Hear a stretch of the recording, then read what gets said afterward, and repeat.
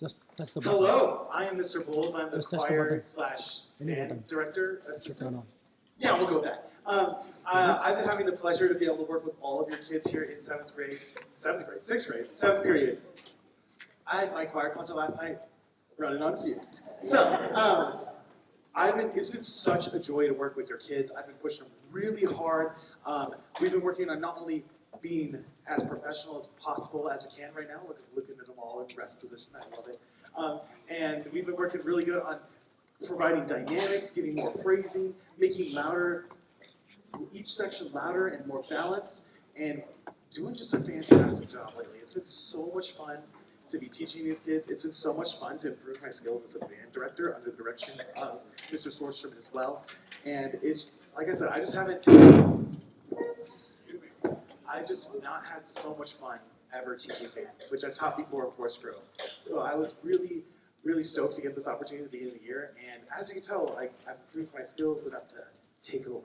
So I am excited to present you guys 3 pieces. Our first piece is going to be called Boulder's Ridge. Nope, no S, right? Boulder Ridge March.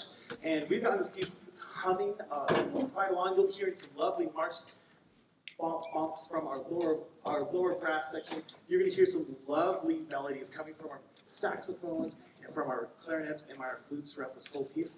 And let's just hope this time we can keep it up to speed. Right? Let's keep it up to speed. So we're going to have a lot of fun with that. And without further ado, Boulder Ridge March.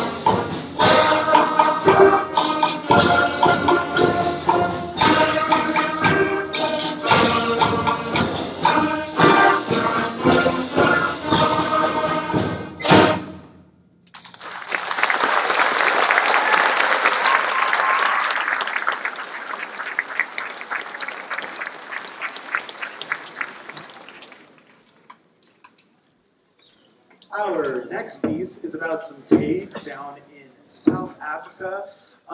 And Mr. Bowles always tends to pronounce this one way or the other, but the band definitely knows what it's supposed to be pronounced. Friends, what are these caves called? Cango! So this next piece, Cango Caves, describes kind of eerie place, these caves down in South Africa.